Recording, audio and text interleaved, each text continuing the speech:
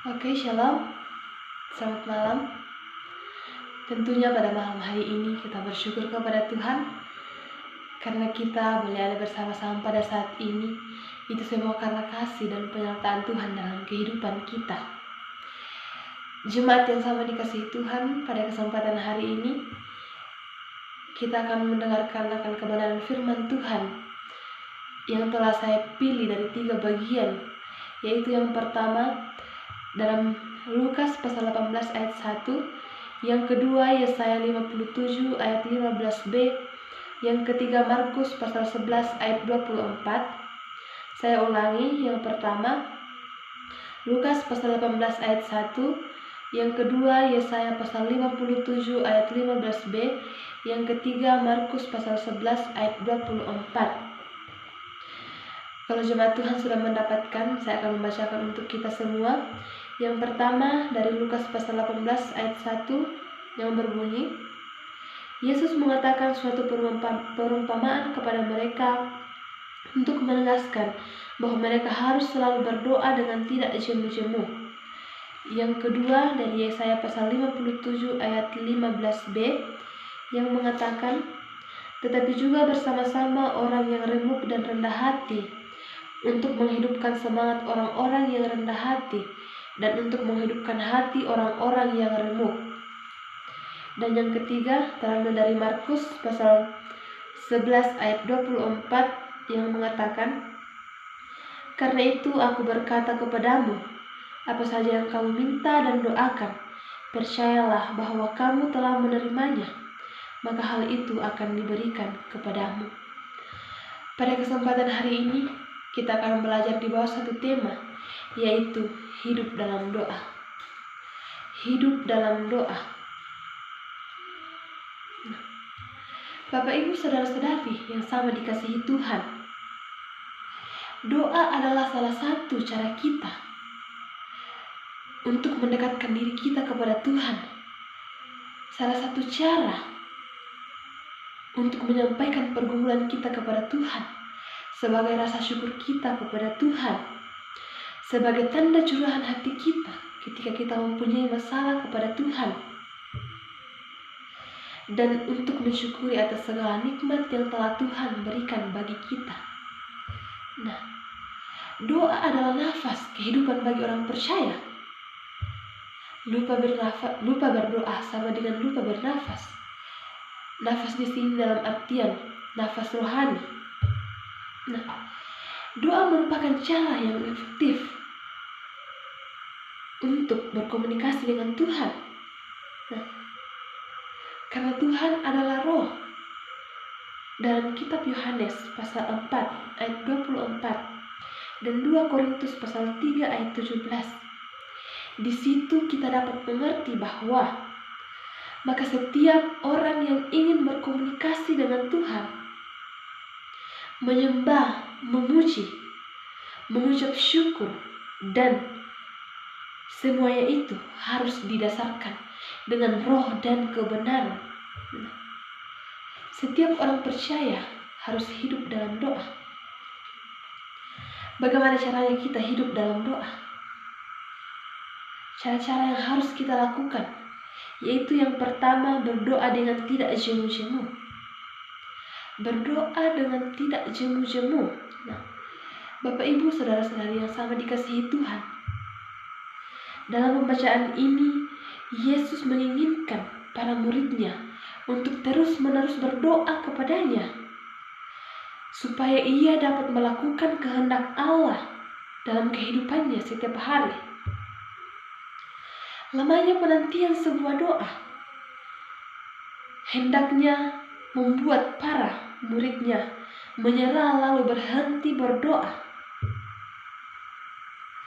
Untuk itu perlu dipahami bahwa doa yang terus-menerus dinaikkan kepada Tuhan bukanlah tanda kurangnya iman, tetapi merupakan kegigihan orang beriman dalam berdoa.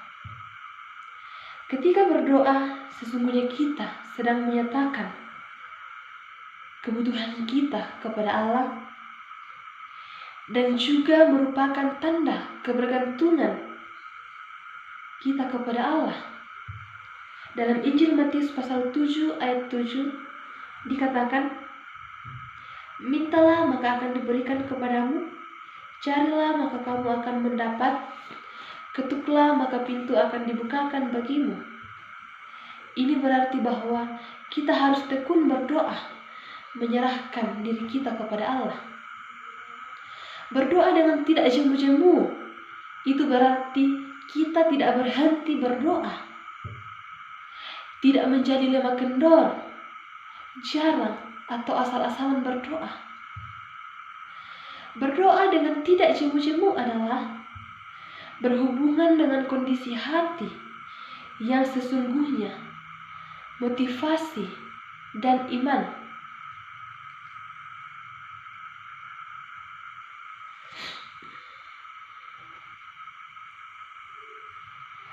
Berdoa dengan tidak jemu-jemu kepada Tuhan, bukan dengan hal ketika kita sedang dalam banyak masalah atau pergumulan hidup yang sangat banyak, melainkan hati atas kehidupan kita dalam keadaan yang tenang.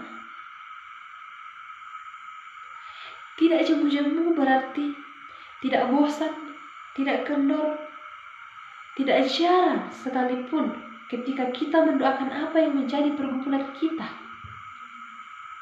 Tuhan belum menjawab, artinya Tuhan ingin kita terus-menerus berdoa kepadanya. Mendoakan persoalan kita sampai Tuhan menjawab doa kita tepat pada waktu yang telah dikehendakinya. Jadi, Bapak Ibu Saudara-saudara yang sama dikasihi Tuhan, doa bukanlah alat untuk memaksa agar Dia melakukan apa yang kita inginkan. Doa merupakan suatu proses untuk menyadari kuasa dan rencananya atas kehidupan kita. Melalui doa, kita menyerahkan hidup dan keadaan kepada Tuhan dan mempercayainya untuk bertindak menurut waktu dan caranya. Dan pada saat kita mengandalkan anugerahnya, tidak hanya untuk jawaban dari permohonan kita, tetapi juga untuk prosesnya. Kita dapat selalu datang kepada Tuhan melalui doa dengan mempercayai hikmat dan kepeduliannya bagi kita.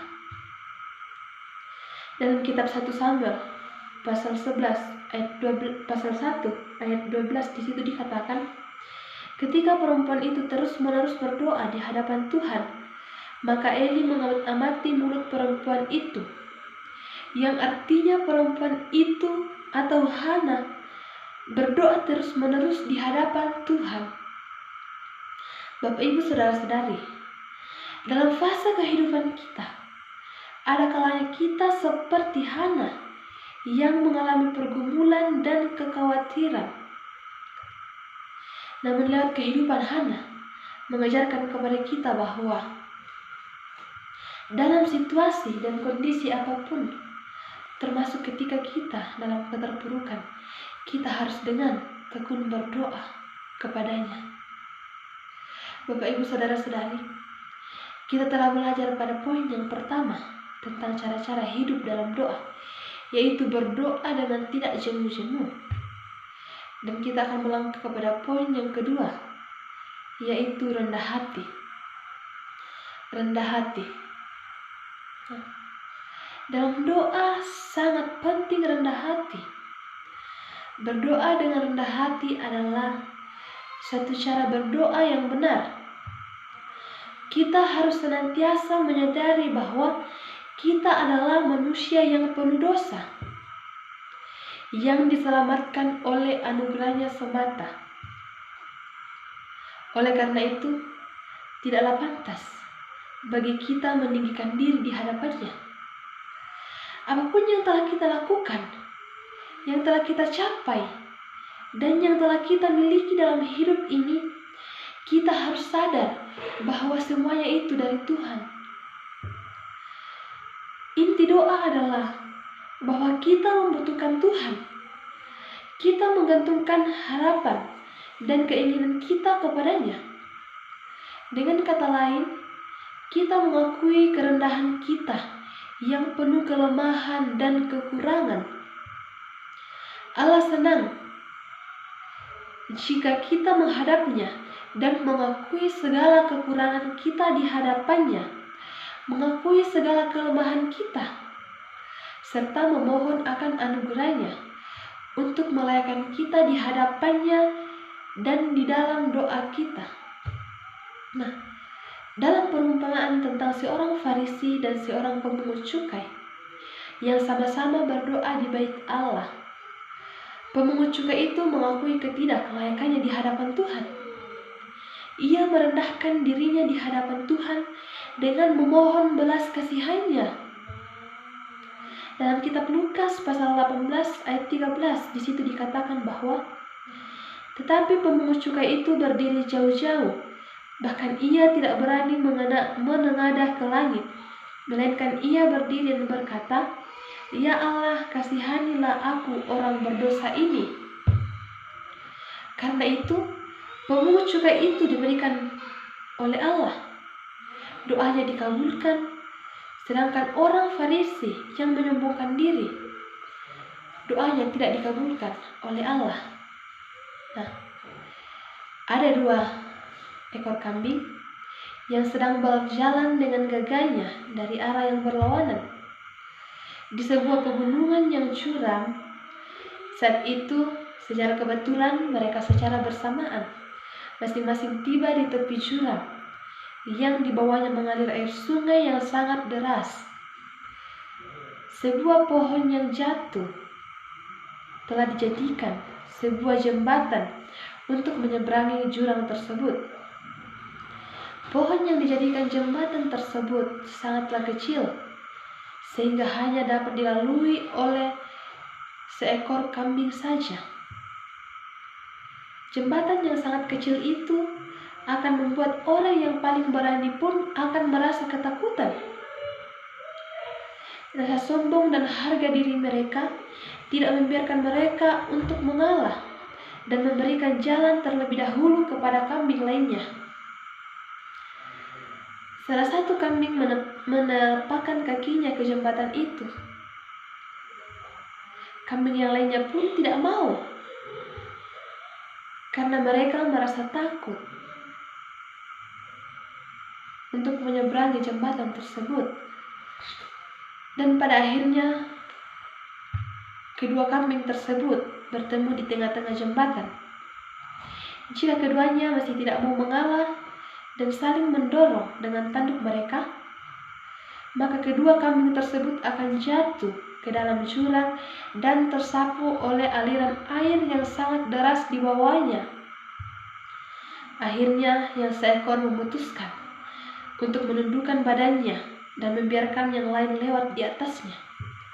Dan mereka berdua sampai ke tempat masing-masing dengan selamat.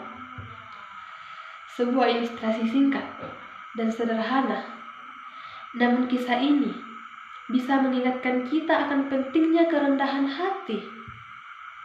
Seringkali kita merasa lebih hebat dari orang lain. Seringkali kita merasa lebih tinggi dari orang lain. Dan ada saatnya ketika kita sedang merasa dikecewakan oleh orang lain. Ada kalanya kita merasa sedang tidak mau merendahkan diri kita di hadapan Tuhan. Itu akan membawa kerugian bagi kita sendiri. Nah, dari kisah kambing ini mengajarkan kita untuk rendah hati di hadapan Tuhan dan rendah hati kepada sesama kita. Bapak, Ibu, saudara-saudara yang sama dikasihi Tuhan, sebagai orang percaya, hendaklah kita mempunyai sikap rendah hati di hadapan Tuhan. Sebagai orang percaya, hendaklah kita mempunyai rendah hati, seperti yang tertulis dalam kitab Amsal pasal 22 ayat 4 yang berkata, "Ganjaran kerendahan hati dan takut akan Tuhan adalah kekayaan. kehormatan, dan kehidupan. Jadi, jika kita ingin kaya, jika kita ingin memperoleh kehormatan dalam kehidupan kita, kita harus merendahkan diri dan saling menghormati satu dengan yang lain. Kita tidak boleh menyombongkan diri terhadap sesama kita. Kita harus saling menghargai. Nah, Bapak Ibu saudara-saudari yang sama dikasihi Tuhan, kita telah belajar poin yang kedua tentang cara-cara hidup dalam doa, yaitu rendah hati.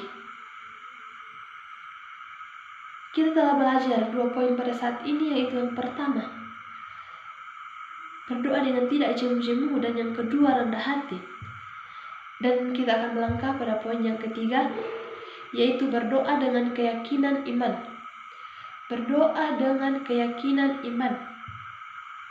Bapak Ibu saudara-saudari, berdoa bukanlah sekedar menyampaikan kata-kata yang indah kepada Allah.